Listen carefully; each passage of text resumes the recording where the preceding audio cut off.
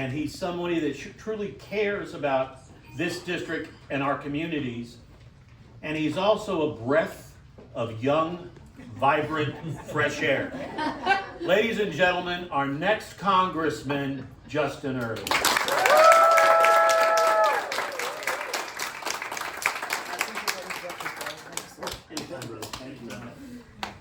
Good afternoon, everybody. First and foremost, let me say this is phenomenal. I love this turnout here. You guys should congratulate yourselves because this is where democracy starts and this is where democracy happens.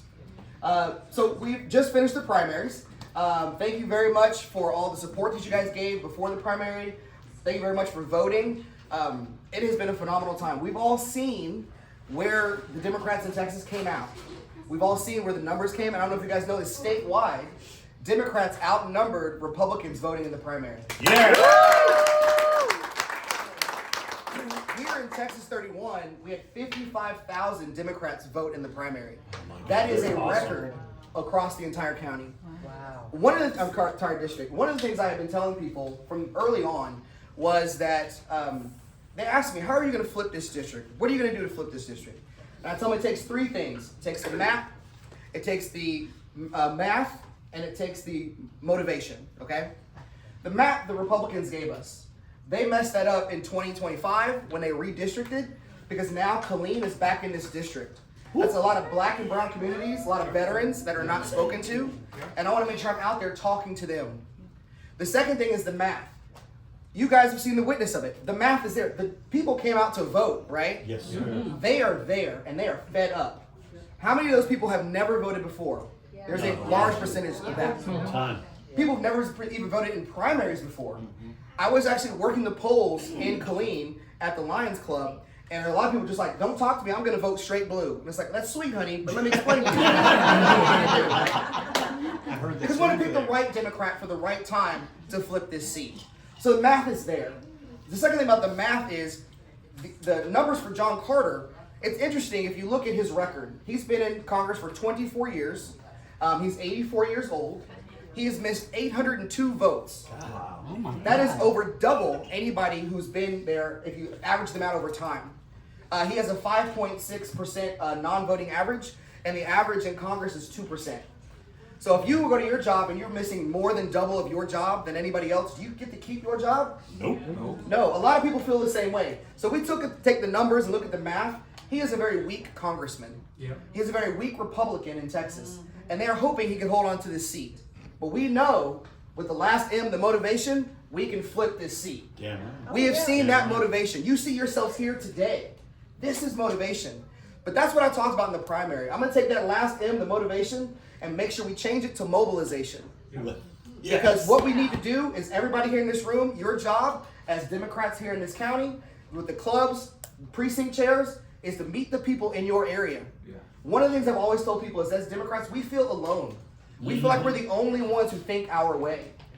We just saw the numbers, right? 2,800 people in Coryell County voted for Democrats. Yeah. That is amazing. What were the numbers? Heather, where'd you go? Anyway, it doesn't matter.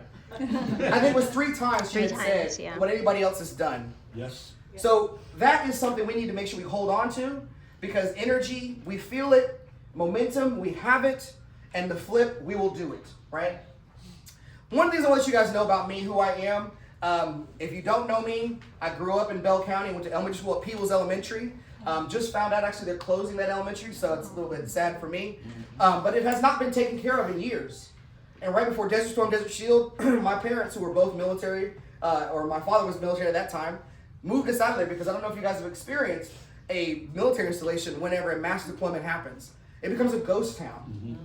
Those jobs fall. Those soldiers leave, and the whole town, entire town gets a completely depressed area. So my parents took the mentality to say we need to move out of here, and they moved us to Williamson County. And so my mother would get up at 4 o'clock in the morning. She would drive my father to First Formation up in Coryell, and then she would drive herself all the way to Austin every morning because they can only afford 1 car. Damn. So this is the kind of thing that makes me understand, what are we doing to our people? What are we doing to our soldiers? And how are we putting them through themselves? Because not many things has changed. If we look back at the past 24 years that John Carter has been in office, has affordability gotten better? No. It's not. Has we gotten safer? Because every time they talk about how dangerous everything is. You've been in charge.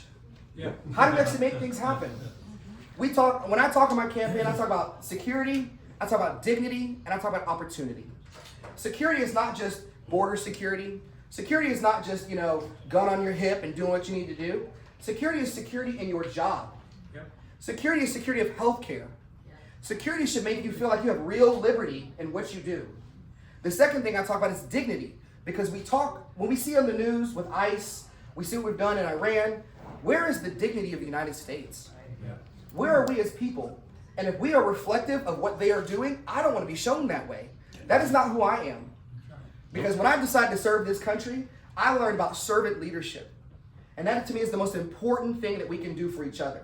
I'm doing this for all of us here because I felt like we needed a motivational candidate to get people up and out. I'm not trying to ride a blue wave because we see it coming. I am trying to kick that wave, y'all. Yeah. I am very motivated to get this done. Yes. The last thing I talked about is the opportunity. I said security, dignity, and opportunity, right? And opportunity is very important here. We're here in Coryell County, and people ask, how do we get jobs to this area? How do we bring people in? I don't know if you guys recognize this, but every time we get to an election season, John Carter flutters down on his little natural ways, and he donates money out to different places. And it's like, where did this money come from?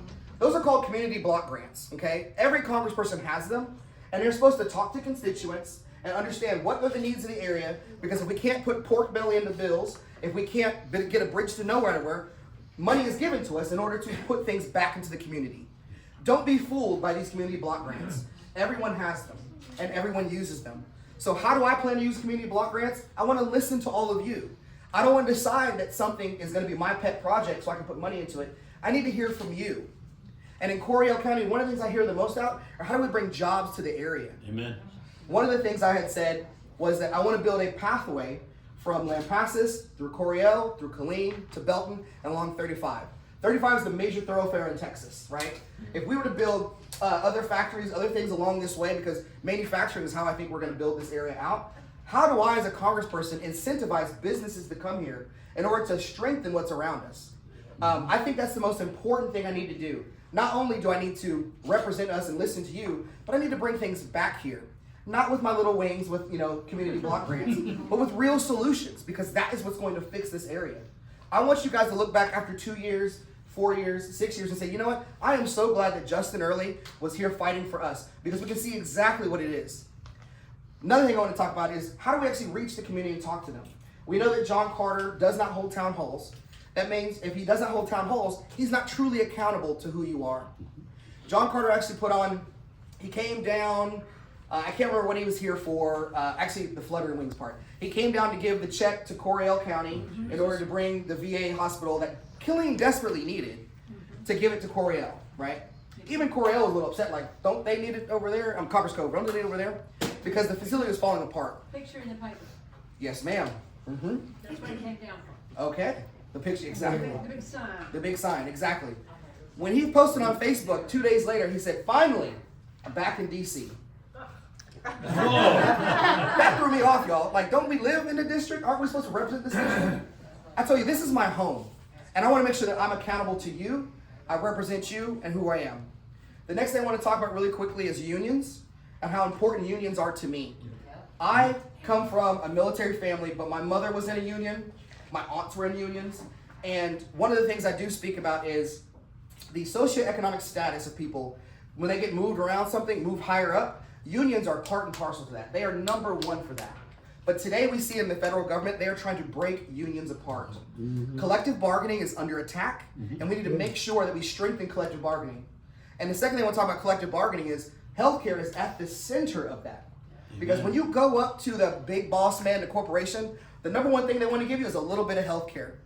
If the federal government provided healthcare for us, that comes power back into your pockets. That's right. Because when you go to collective bargaining, they can't give you a little bit of something. Now we're talking wages. Now we're talking safety. Amen. Now we're talking real change for corporations. Damn right. So if we have strong healthcare at the top, we can demand more with our unions. Damn good. Next thing I want to talk about is the veteran communities, as I was talking about earlier. I am a veteran myself. I don't know if you guys heard, when I joined the Army, I was 6'2". I was an airborne paratrooper in Fort Bragg. And I also served in the Pentagon 11 days after 9/11. And yes, sir. Yes, sir. C1760. So anyway, if you want to get the room number, that's where it goes at. First floor. Anyway, so I understand what our veteran community goes through. So during my time in the military, I did a lot of things that were what we're actually doing today, specifically. We had drone warfare that happened back there, and this is 20 years ago, guys. We had drone warfare. I remember walking into a guy, talking to him in the mezzanine of the Pentagon, which the Pentagon is 5 areas with 5 rings, 5 floors, plus 2. So I was in the second to last floor. And in the mezzanine, and that was the targeting area. And a little red light comes on, and he says, oh man, hold on, we're talking football, guys. He says, oh, hold on a second. He turns his little chair over, for control, yep, okay. Takes control of the drone all the way in the Middle East from Washington, D.C., finds the target, pushes the button, launches a missile, then returns it back to a certain area and says, break control, you can have it back now. And the soldier on the ground, airman on the ground, took it back. This is 20-year-old technology, right? Drone warfare has always been there. But what does that do for us today? That keeps Americans' lives safe. But if we don't have true transparency of what's happening with that, we can indiscriminately bomb anybody else in the world and not come that back, or not understand what that is. That dude who I was talking to about football did not feel himself part of the war fighter or the war effort. So we need to make sure that we understand that every time we launch a missile, we understand that there are lives at the end of that. Mm-hmm. What I say is that every policy that was written, every policy ever written, every page, every paragraph, and every period has a human being at the end of it. And if we don't remember those human beings, we can become what the authoritarians are doing to us today. And that's what I see happening. As the veterans community leaves those environments and actually come back home, those things can cause PTSD, mental health issues, and they have the VA health system, which I, as a veteran, have VA health.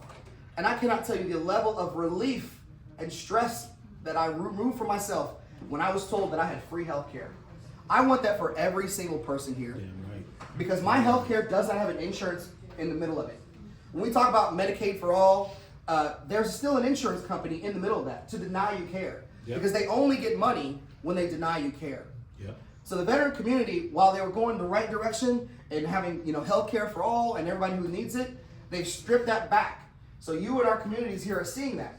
We saw that in the big beautiful bill, it gets stripped back, which also took away HUD funding. There's so many things that are happening, and we're going to see these things coming exponentially to ourselves. So we need to stop this bleeding now, because not only do we understand what this is doing to our veteran community, we're going to see it much worse. The last one I want to talk about is today we see what's happening in the war in Iran. I actually got somebody tried to give me a gotcha question. I was actually at the IBEW last night, and I was talking to that union there, letting know I'm a friend of unions, I support them, all that good stuff. But I was asked, if you were in Congress, would you have authorized, us to go to Iran? And I said that is a phenomenal question, because then that puts the responsibility back on the executive, right? They have to come to Congress and convince us and tell us the threat and why we put American lives at risk. Yes. That was not done. So I can't tell you about agreed to something that we have no idea what we're doing out there. If we look at the news today, they changed the reason we're in this conflict, war, excursion, right? Excursion. I thought that was the vehicle, right? The excursion, Didn't we get rid of those already? We don't know even what we're doing over there. So why are we getting more military members on the ground? We have a ground force deploying there right now. I don't know if you guys heard that. Somebody who was not allowed to speak out on the troop movements said that we are moving from Hawaii all the way up to the Middle East, and they are a ground operation force. So we're about to see that right now. And this was done without authorization of Congress. So Congress today is yielding their power to the executives. And we talk about what can we do? Before I mentioned John Carter, I believe it was Roll Con, I can't remember which congressman did it. There was a House resolution put on the floor to say, hey, we need to stop the executive from deploying American troops on the ground. Who in Congress agrees with this? And can you guess how the party lines went? Okay? And of course, John Carter, as his good old trusty buddy of Donald Trump, said, I don't want to stop the executive from doing that. Let's just go ahead and send the troops over there already. I believe only 2 Republicans said no. That means Congress is yielding their power to the executive. And if it's the people's house, and I'm elected for the people, that means I'm giving the people's power back to the executive. So that to me is a shame. When I talk about the things I want to take care of in this district, it's affordability, which is healthcare, housing, food, gas prices, right? Because we see that I just put gas in the truck today. I was like, oh my goodness. I have another vehicle. I was like, I don't know if I can fill it up now. We see that today.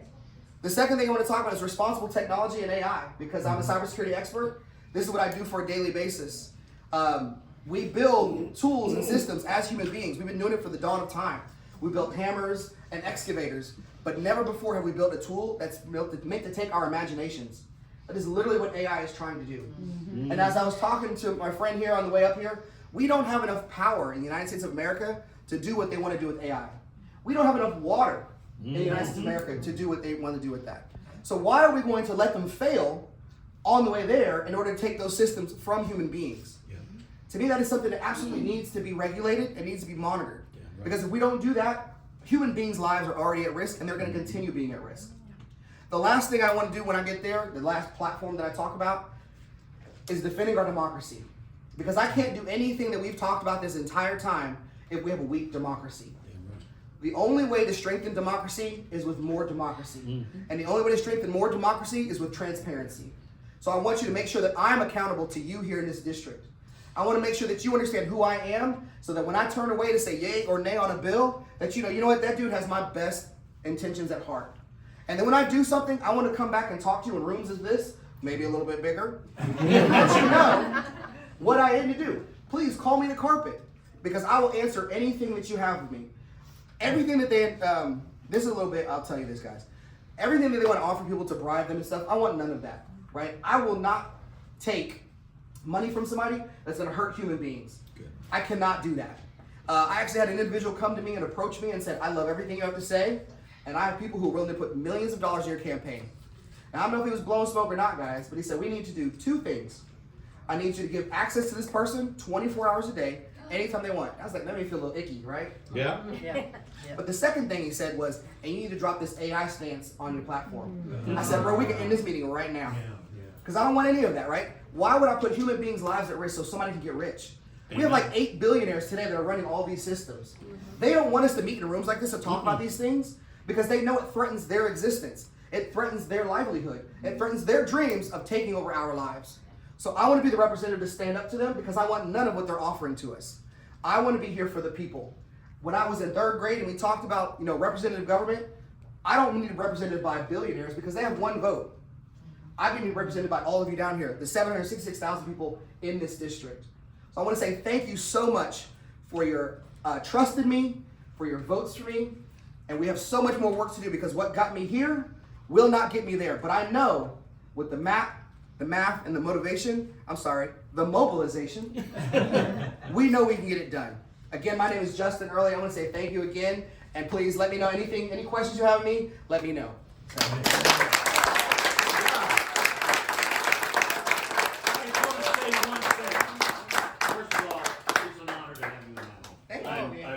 I'm not kidding. It's great. Thank you. Second thing, I want to tell everybody how I'm going to vote.